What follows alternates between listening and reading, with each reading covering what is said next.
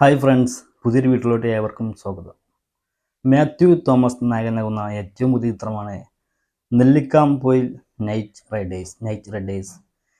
Riders എന്ന സിനിമയുമായി ബന്ധപ്പെട്ട് ഒരു പുതിയൊരു ടീസർ പോലത്തെ ഒരു സംഭവം റിലീസായിരുന്നു. ചെറിയൊരു വീഡിയോ അതാണ് നോക്കാൻ പോകുന്നത്.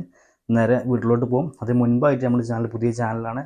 അപ്പോൾ മറക്കാതെ പുതുതായിട്ട് കാണുന്ന പ്രേക്ഷകരൊക്കെ ഉണ്ടെങ്കിൽ മറക്കാതെ നമ്മുടെ ചാനൽ ഇപ്പോൾ തന്നെ ഒന്ന് സബ്സ്ക്രൈബ് വെക്കുക.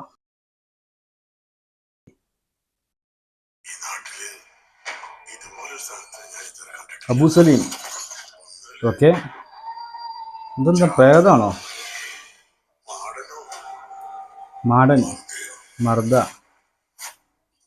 മാത്യു തോമസ്. ഓ,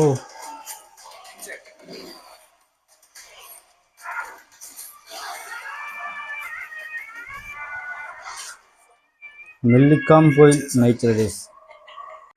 അപ്പോൾ നെല്ലിക്കാംപൊയിൽ നൈറ്റ് റൈഡേഴ്സ് എന്ന സിനിമയുടെ ഒരു ചെറിയ ടീസർ പോലത്തെ സംഭവമാണ് കണ്ടത്. നല്ല അടിപൊളിയായിട്ടുണ്ട് സംഭവം.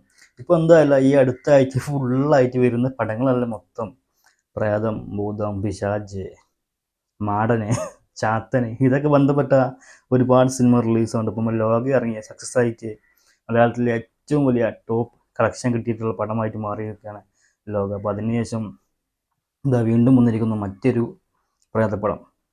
ഇതിന് മുൻപൊരു പടം വന്നിരുന്നു, സുമതി വളവ് പറഞ്ഞിട്ട് പ്രേതപ്പടം വന്നിരുന്നു.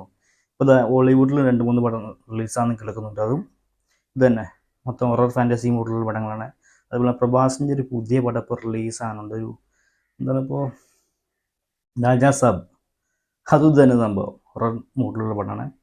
ഇപ്പോൾ എന്തായാലും മാത്യു തോമസ് കുറച്ച് കാലമായിട്ട് അങ്ങേക്ക് നല്ല പടങ്ങളൊന്നുമില്ല. എന്തായാലും ഈ പടം നല്ലൊരു പടമായിരിക്കും എന്നാണ് തോന്നുന്നത് കണ്ടിട്ട്.